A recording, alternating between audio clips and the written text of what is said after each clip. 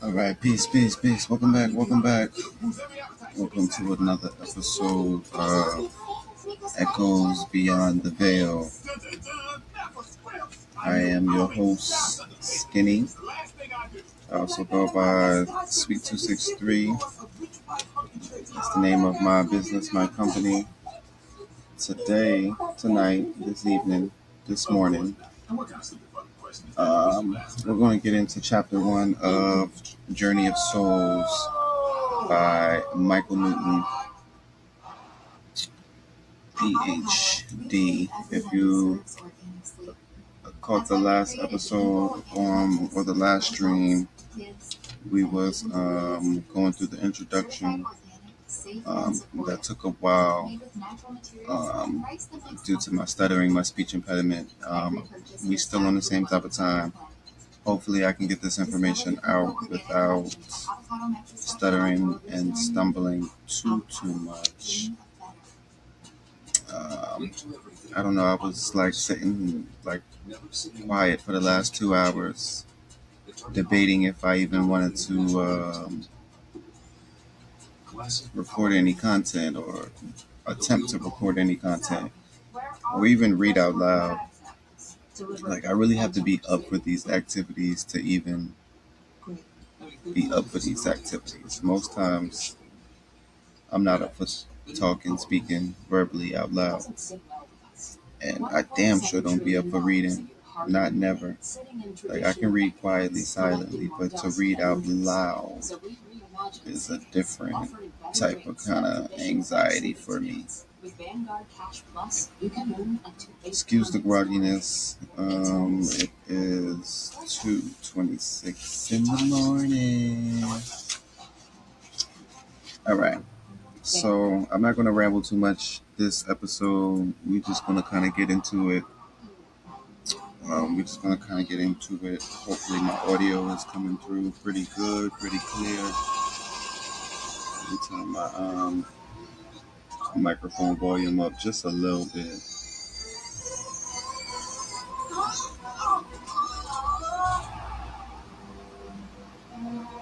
Turn that down.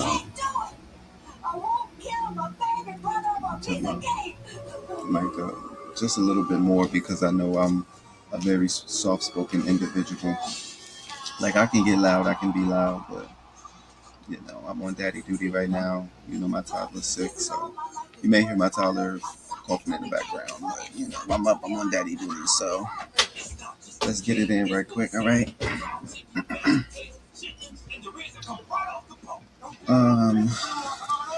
My only disclaimer, I stutter more when I read. Again, I was debating for the last hour and a half, 2 hours, if I'm even up for talking, speaking, stuttering, reading out loud. Most days I don't be up for it, but I have to push myself to record this content. I gotta push myself to get this content out as far as what I have to share and what I need to share in relation to the topics, but also just to push myself outside of my comfort zone of glossophobia. Glossophobia is the fear of public speaking or just the fear of speaking in general. And I strongly believe, you know, I suffer from that from time to time. Likewise, everybody, but, you know, when you have a speech language disability, talking is definitely not your strong area. So, I'm going to get through it. We're going to get through it together, chat. Here we go, chapter 1, Death in the Portia.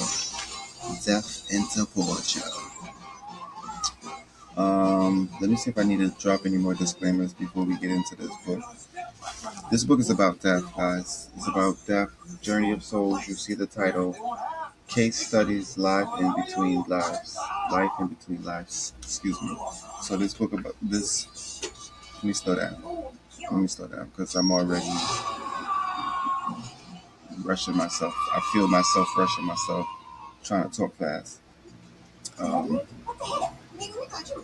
Because there is the underlying fear that I know I'm going to stutter stumble over some words, so I'm already trying to mentally prep myself to talk fast, to read fast, to hurry up and get through it so we don't stutter. But it's going to happen. So I'm going to brace myself. Chat, you guys just brace yourself as well. It's going to happen. I don't have no control over my stuttering, when it happens, how it happens, the duration of how long it lasts for. I don't have no control over any of that. All I can do is work on my smooth articulatory methods, contact, between like my lips, my teeth, my tongue, and my breathing techniques to help me speak clear or read fluently. Yeah, I was stalling for a little bit. All right, here we go, chat. Chapter 1, Death and Departure. This is Journey of Souls, okay? So this is case study number 1. So I guess it's chapters, but it's like broken down into like case studies. So chapter 1 would obviously be like case study 1 and so forth and so on.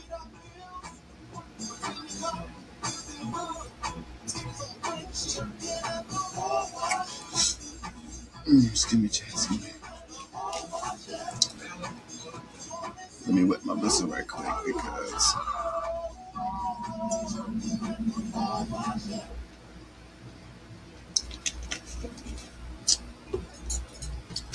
all right. I'm ready, chat. I'm ready. My apologies. Chapter 1, Death and Departure. Case 1. So S is subject. So if you hear me say S, that means subject. The case subject. Meaning, the patient's, the case studies that he gathered in his research. Subject. Oh my God. I'm not really dead. Am I? I mean, my body is dead. I can see it below me, but I'm floating. I can look down and I see my body laying flat in the hospital bed. Everyone around me thinks I'm dead, but I'm not. I want to shout, hey, I'm not really dead. This is so incredible. The nurses are pulling a sheet over my head. People I know are crying. I'm supposed to be dead, but I'm still alive. It's strange because my body is absolutely dead while I'm moving around it from above. I'm alive. These are the words spoken by a man in deep hypnosis, reliving a death experience. His words come in short, exciting bursts, and and are full of awe as he sees and feels what it's like to be a spirit newly separated from a physical body. This man is my client, and I have just assisted him in recreating a past life-death scene while he lies back in a comfortable recliner chair. A little earlier, following my instructions during his trance introduction, this subject was age regress in a return to childhood memories. His subconscious perceptions gradually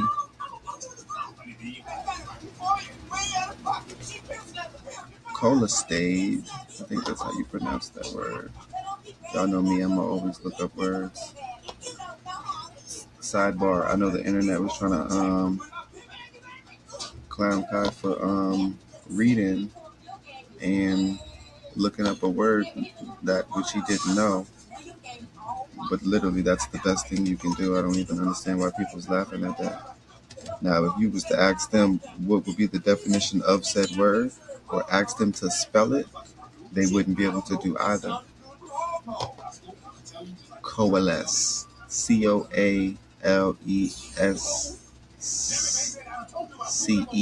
Coalesce. Coalesce.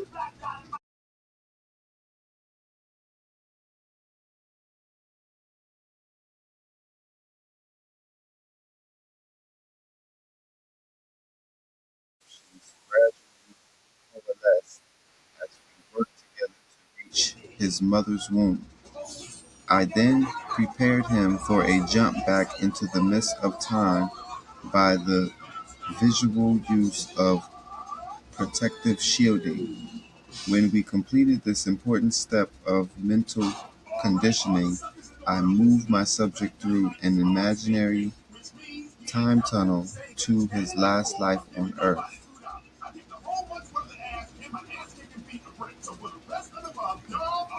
It it was a short life because he had died suddenly from the influenza epidemic of 1918. As the initial shock of seeing himself die and feeling his soul floating out of his body begins to wear off a little, my client adjusts more readily to the visual images in his mind. Since a small part of the conscious, critical portion of his mind is still functioning, he realizes he is recreating a former experience. It takes a bit longer than usual since this subject is a younger soul and not so used to the cycles of birth, death, and rebirth as are many of my other clients. Sorry, I'm gonna get my little um, follower longer thing here. um, I know the name of this item. It's just it's evading me at the moment. What is it called? A scythe? I believe that's what it's called. Don't quote me, Chad. I'm having a brain fart right now because I'm overwhelmed with reading already, and I'm already on like the second page. Reading takes a lot of my energy as far as verbally speaking because when I read, I have to read with understanding, but read for understanding. So sometimes I'll like read the same sentence 3 times over, not because I can't get through the sentence, but because I'm having a hard time understanding the word placements of the words in the sentence. So I'll have to like slow my reading down. So while I'm reading, I'm also reading to understand. But reading, it really takes a lot out of me, physically speaking wise. Like it's a drain for me to read out loud. Okay, where we at? It takes a little bit longer since this subject is a younger soul and not so used to the cycles of birth, death, and rebirth as are many of my other clients. Here we go. Here we go. Yet, within a few moments, he settles in and begins to respond with greater with. Let me start over. Yet, within a few moments, he settles in and begins to respond with greater confidence to my questions. I quickly raise the subject's subconscious hypnotic level into a superconscious state. Now he is ready to talk to me about the spirit world, and I ask what is happening to him. Subject: well, I'm rising up higher, still floating, looking back at my body. It's like watching a movie, only I'm in it. The doctor is comforting my wife and daughter. My wife is sobbing.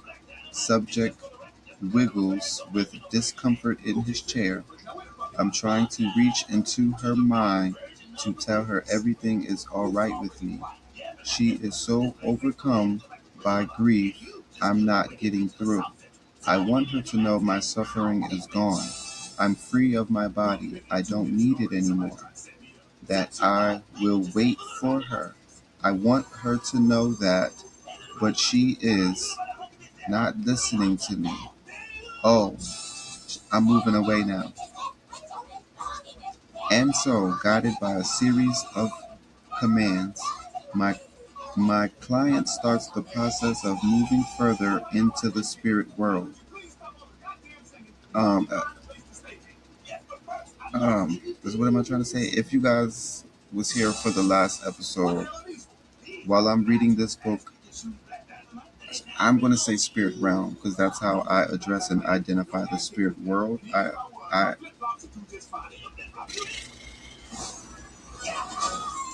identify the spirit world as the spirit realm. So as I'm reading the book, you'll hear me interchange spirit world and spirit realm. But essentially, I'm speaking about the same thing. Let's just start over. And so, guided by a series of commands, my client starts the process of moving further into the spirit realm. It is a road of many others. It is a road many others have traveled in my in raspberry. Let's start over. Here's where I'm gonna start getting tripped up. It is a road many others have traveled in the security of my office. Typically, as memories in the superconscious state expand, subjects in hypnosis become more connected to the spiritual passageway. As the session moves forward, the subject's mental pictures are more easily translated into words. Short descriptive phrases lead to detailed explanations of what it's like to enter the spirit world. We have a great deal of documentation, including observations from medical personnel, excuse me, that's a hard word for me, medical personnel, which describes the out-of-body near-death experience of people severely injured in accidents. These people were considered clinically dead before medical efforts brought them back from the other side. Souls are quite capable of leaving and returning to their host bodies, particularly in life-threatening situations when the body is dying. People tell of hovering over People tell of hovering over their bodies, especially in hospitals, watching doctors perform life-saving procedures on them. In time, these memories fade after they return to life. In the early stages of hypnosis regression into past lives, the descriptions of subjects mentally going. Let's start over because that didn't make no sense. In the early stages of hypnosis regression into past lives, the descriptions of subjects mentally going through their past deaths do not contradict the reported statements of people who have actually died in this life for a few minutes. The difference between these two groups of people is that subjects in hypnosis are not remembering their experiences of temporary death. People in a deep trance state are capable of describing what life is like after permanent physical death. What are the similarities of afterlife recollection between people reporting on their out-of-body experiences, also known as an OBE, as a result of a temporary physical trauma and a subject in hypnosis recalling death in a past life? Both find themselves floating around their bodies in a strange way, trying to touch solid objects which dematerialize in front of them. Both kinds of reporters say they were frustrated in their attempts to talk to the living people who don't respond. Both state they feel a pulling sensation away from the place where they died and experience relaxation and curiosity rather than fear. I'm going to put a little tab sidebar here because in my living experience, um, as I shared in the last episode, I buried my whole family before 17, by 17. That's mother, father, grandmother, grandfather. And then, I lost, some other family members after that, cousins, aunties, uncles, um, etc., etc. I'm not necessarily close with my three older brothers. At this point, they are also dead to me. Even though they're still physically alive, we don't communicate. We don't really have a relationship. Like, we just act like complete strangers. So, you know,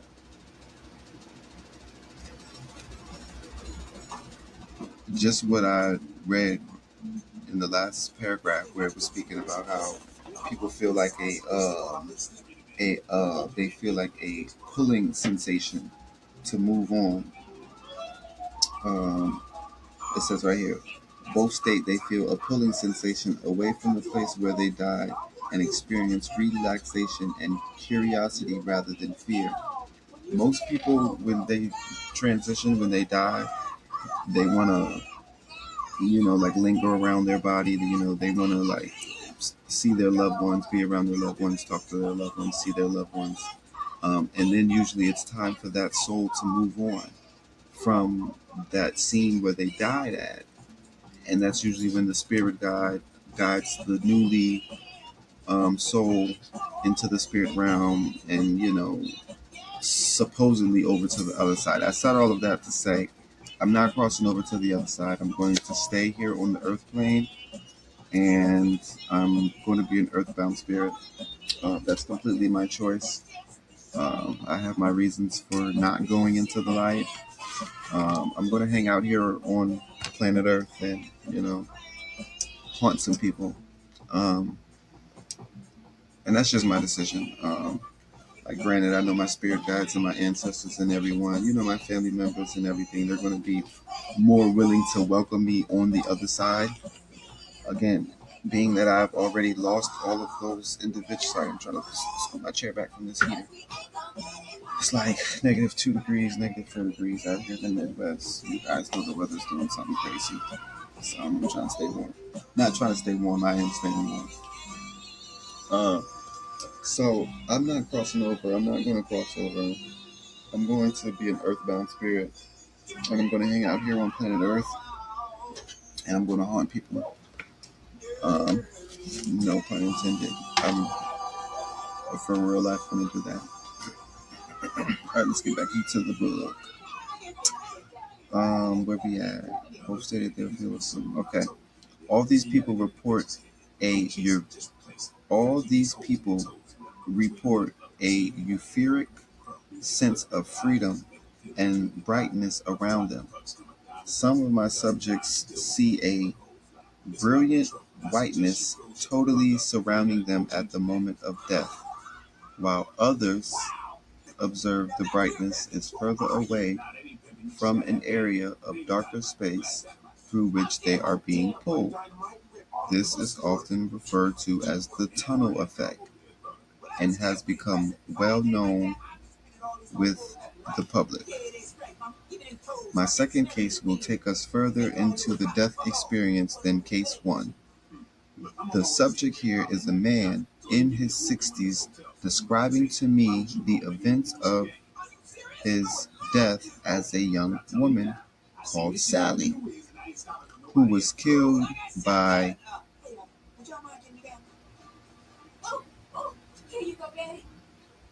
Kiowa. I probably said that wrong, excuse me. Kiowa.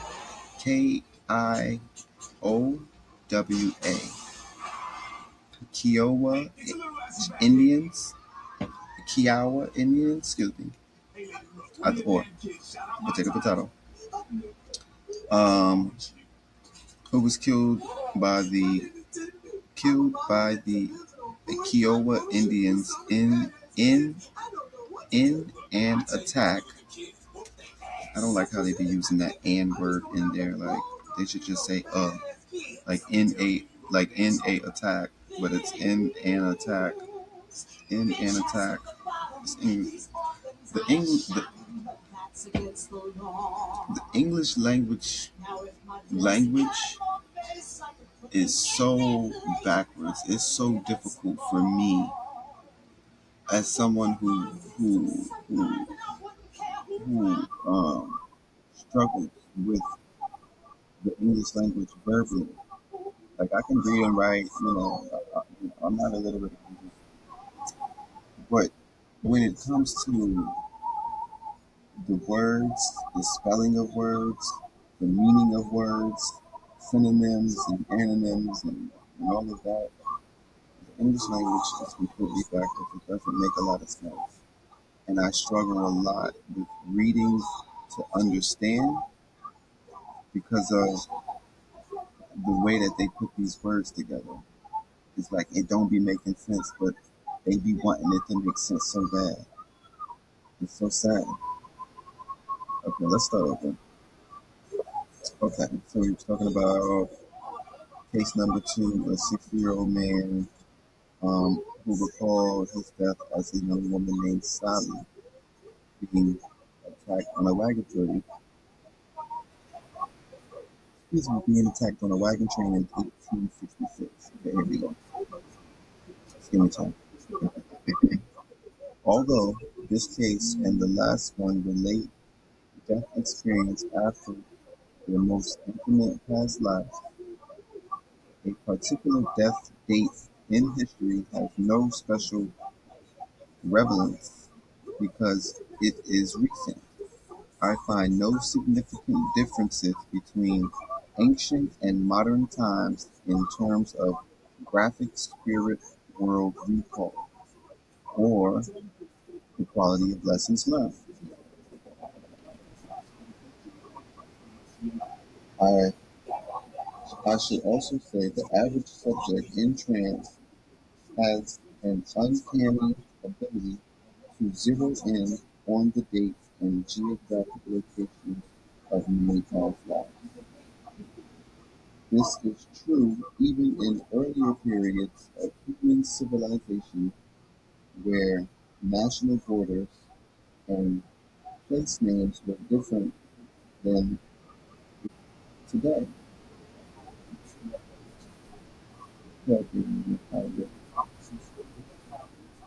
Former names, dates, and locations may not always be easily recalled in every past life.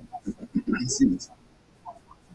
but, but descriptions about returning to the spirit world and life in that world are consistently vivid.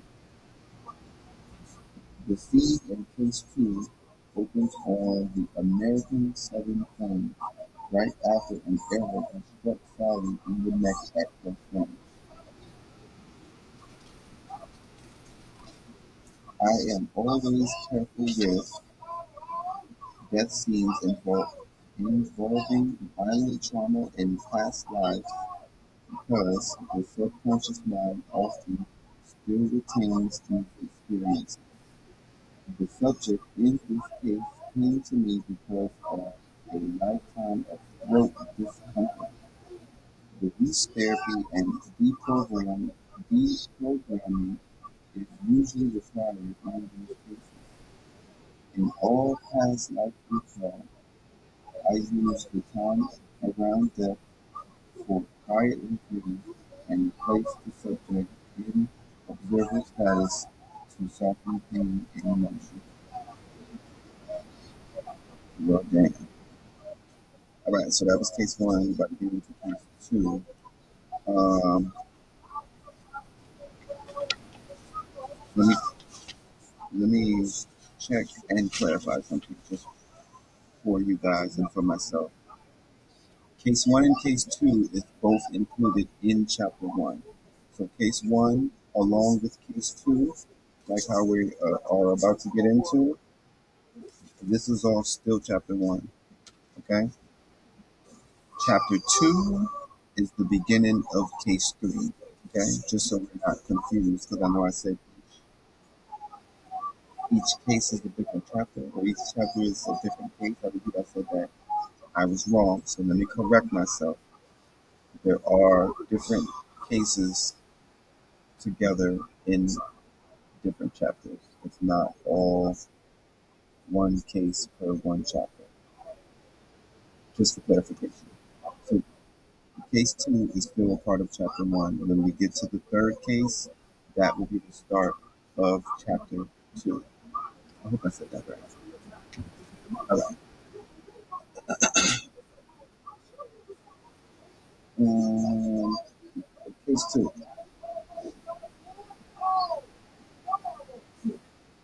So mind you, this is still the 60-year-old gentleman who recalls his past life as a woman named Sally who was hit in the neck with an arrow on a wagon train in 1866. Just for background, backstory, background, you know what I mean? Dr. Newton, are you Dr. Newton, meaning he's speaking, just so you guys don't think that's a part of the chapter. So, Dr. Newton asks the client, are you in great pain from the arrow? Client responds, yes. The point has torn my throat. I'm dying. Subject begins to whisper while holding his hand at his throat. I'm choking. Blood pouring down. Will, Will, the subject's husband, is holding me. The pain, terrible. I'm getting out now. It's over anyway. So it's a note here. Let me read the note. Okay. Sorry, I'm making sure I'm not lagging. Okay. So there's a note here. Let me read the note. It says, note, souls often leave their human host moments before actual death when their bodies are in great pain. Who can blame them? Nevertheless, they do stay close by the dying body. After calming techniques, I raise the subject from the subconscious to the superconscious level for the transition to spiritual memory. Sidebar, I do watch a lot of I, I do watch a lot of like supernatural, paranormal like um, shows and movies and whatnot. And just even reading this book and even watching those shows, like most spirits, most souls at the time of like death, when the soul is leaving the body, when the soul is leaving the body, as the person is dying, as the soul is leaving, they're usually like choking or they're like, twitching or like moving or something, or they're like gasping for air or blinking or, just any of these uh, automated responses. And when I say automated, I mean like things that we don't have to manually keep track of, like blinking and breathing and like things like that. Um, but that's usually at the time when the soul leaves the body. And as I just read, as you guys just heard, when the um, when the body is in great pain, that's when the soul leaves the body. But the soul hangs out around the physical body until that soul is ready to move on from that scene, seeing themselves die. I mean, of course, they have to process what's going on around them. Of course, they may be doctors if they're in the hospital, an ambulance, cops, whoever, or just random people that just may be on scene as they're watching. Um, and most souls, they do watch, I guess, the aftermath after the soul already left the body. And then, as I read, as you guys just heard, there's this feeling sensation. So it's like, okay, it's time to move on. So it's like this pulling sensation.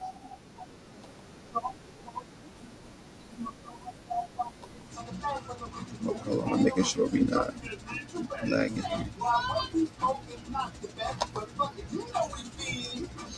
because I see my screen moving a little slow. I think we still got. I think we still got that. But yeah. So most souls they do hang out after the soul has. Excuse me, but I guess it's just confirmation for that soul that they have to leave that vessel. Like you can't return back to that vessel. I mean, yes, you can return back to the vessel if it's not the time that you cross over or the transition, where, or if you're just in the spirit realm to get a message, excuse me, if you're in the spirit realm to get a message or receive a message, and then you're brought back. Excuse me, and then you're brought back to your physical body or your what's the word? What's the word called? For the medical people, resuscitated, but you're resuscitated back to life. And then, you go through the motions from there, and then you go through the motions from there. All right, let's keep let's keep it going. Dr. Newton says, "All right, Sally, you have you have accepted being killed by these entities. Will you please describe to me the exact sensation you feel at the time of death?" Sally responds, "Like a force of some kind pulling me up out of my body." Dr. Newton responds, "Pushing me? Out where?" Sally responds, "I'm ejected out of the top of my head from the crown chakra." And I was going to say that, but I wanted to wait until I seen it so we can verify that information.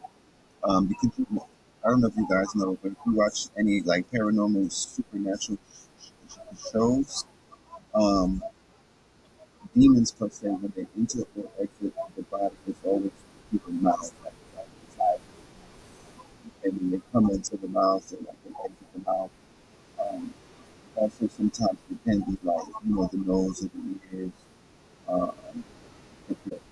Um, but in this sense, when we're speaking about physical death, speaking death, the soul exits the body through the crown chakra, and that's really really deep because I believe I read somewhere or I heard somewhere where the soul is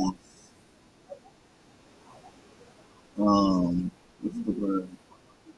When a soul is not implanted, but when a soul is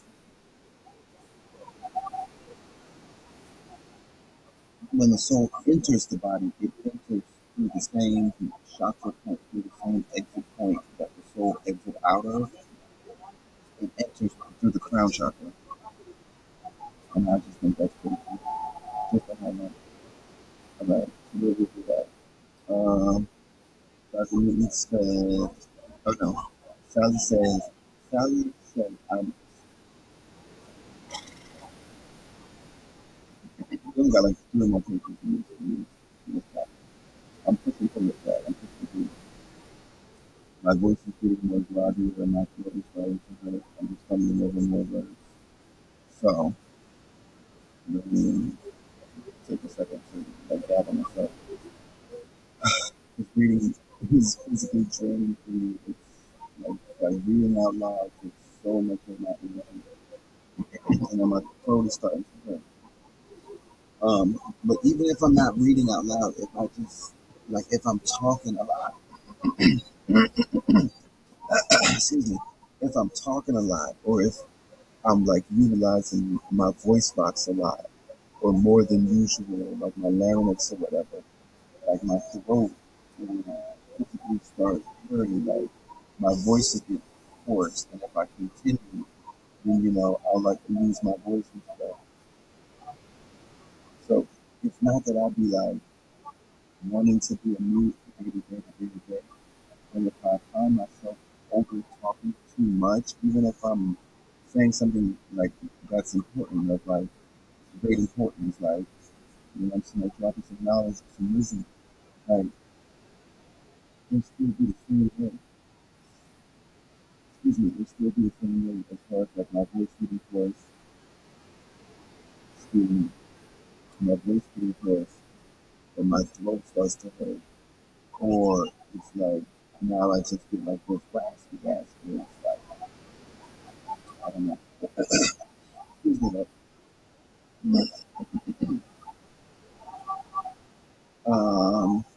so Sally said she's being ejected out of the top of her head.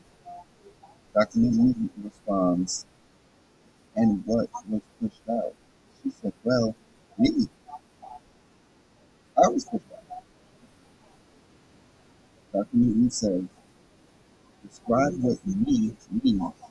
What does the thing that it means look like going out of the head of your body? Sally says, it's like a pinpoint of light radiating. Dr. Newton responds, how do you radiate light? Sally says, from my energy, I look sort of transparent, right? My soul. This is in the book. I'm reading verbatim. I'm not, I'm not, um, paraphrasing. That's the word. I was going to say a paragraphing. I don't think that's the word. I'd be making up words too. But I think I was about to put paragraphing and paraphrasing together. So I was trying to say, I don't remember.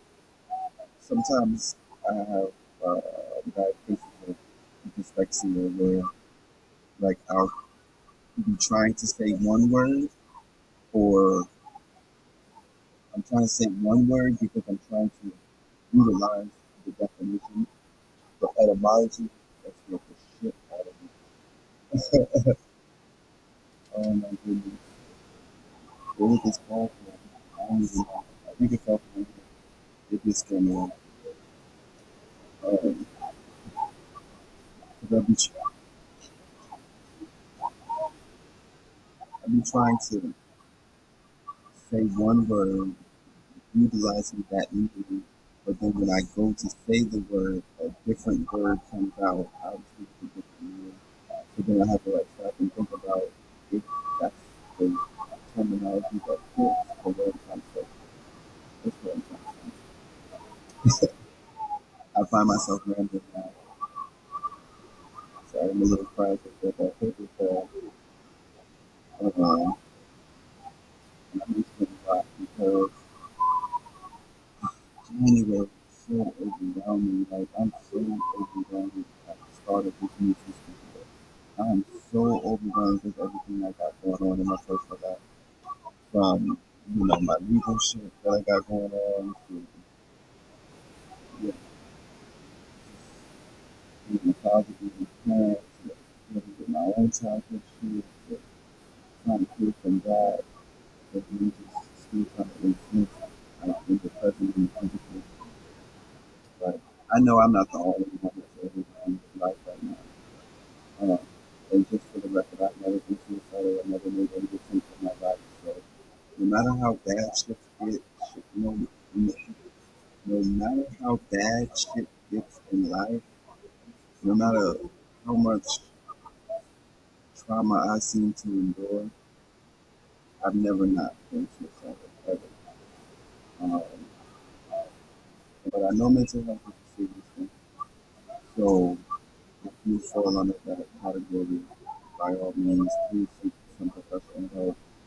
If not professional help, at least seek someone that you can confide in and you can try to start to unpack things that you need to heal from or sort through or work through because it's, it's a heavy burden. It's a heavy burden to carry a bunch of luggage and baggage.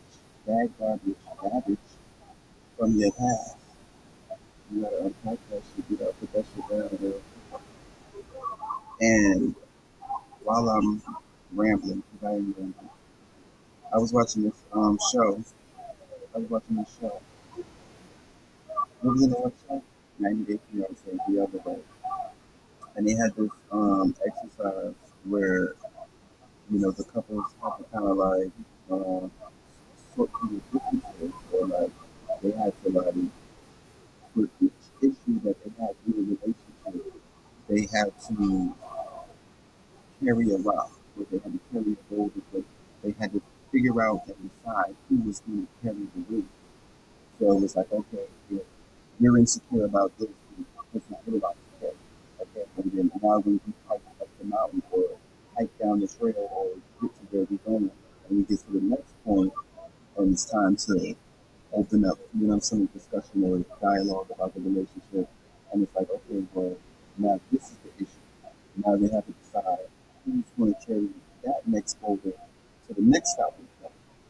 Uh, and I said that to say that that concept, it applies here. You continue to carry these boulders with you from the past, your childhood, your trauma, the family stuff, whatever, the spiritual backpack, the physical backpack, the mental backpack, the emotional backpack. You can't keep carrying that with you. And it's so it's just not to get you mental to you, to your physical being, to your mental health, to your emotional state. You know what I mean? So at some point in time, you gotta make sure you're unpacking somebody that you trust, make sure you're unpacking somebody who's not gonna give you shit for unpacking your shit. But people would make fun of people for the simplest things.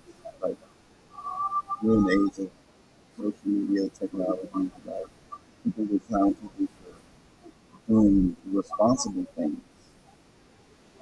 you know. And I get it, most things are just on the internet, but like, don't try to unpack with somebody who's gonna make you feel like whatever you have to unpack and whatever you're unpacking or speaking about is not as important, because it's not them or their situation. They don't have to do it, or they don't have to do it from you. Don't mix up with people like that and try to unpack this shit. How we got here, suicidal tendencies. If you fall under that umbrella, all these especially called CP, I don't like to be cold. Mm-mm. All right, let's get back into it. Chapter 1, Death and Departure. I'm trying to, I'm trying to gather myself. Okay, here we go. So yeah, Sally's recalling her to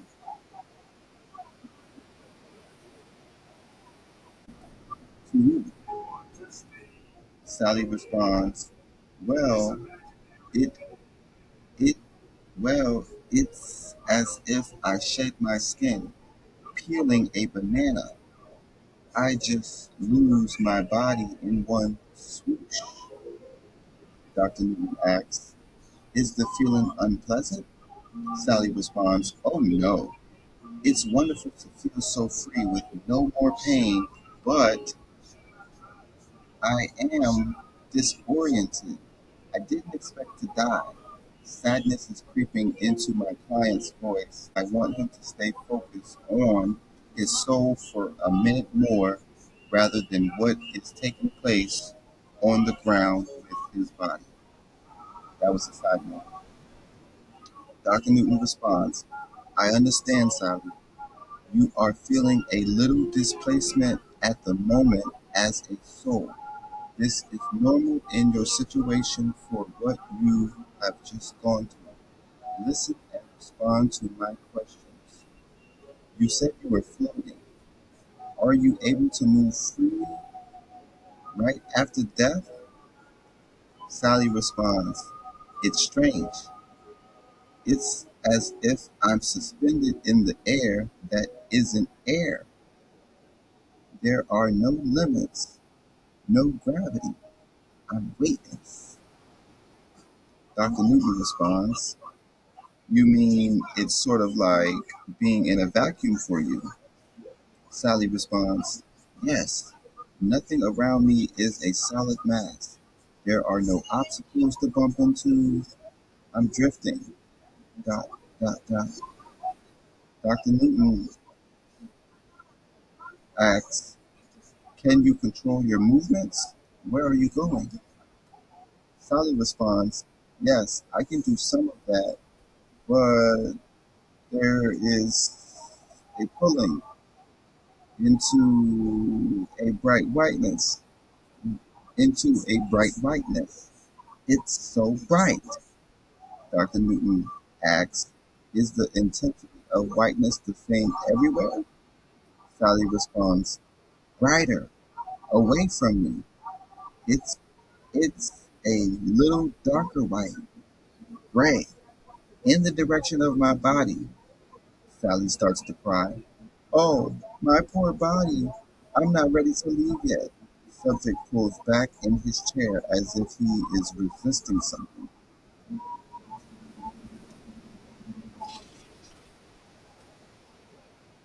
Dr. Newton says, it's all right, Sally. I'm with you. I want you to relax. Tell me if the force that took you out of your head at the moment of death is still pulling you away, and if you can stop it. Sally paused. Sally paused. Sally responded, when I was free of my body, the pulling lessened. Now I feel a nudge drawing me away from my body. I don't want to go yet, but something wants me to go soon. Dr. Newton responds, I understand, Sally, but I suspect you are learning you have some element of control. How would you describe this thing that is pulling you? Sally responds, a kind of magnetic force, but I want to stay a little longer. I'm reading verbatim, chat. I'm reading verbatim out the book. Okay? I'm not ad libbing. I'm not adding no extra words. I'm not remixing nothing. This is straight up out the book. Okay? Sally responds, it's kind of magnetic force, but I'm pausing because there's dot dot dots. But dot dot dot. I want to stay a little longer. Dot dot dot. Dr. Newton responds, can your soul resist this pulling sensation for as long as you want? Sally responds, and there's a footnote before Sally responds. There is a long pause while the subject appears to be carrying on an internal debate with himself in his former life as Sam. Sally responds, yes, I can if I really want to stay. Subject starts to cry. Oh, it's awful what those savages did to my body. There's blood all over my pretty blue dress. My husband, Will, is trying to harm me, still fight with our friends against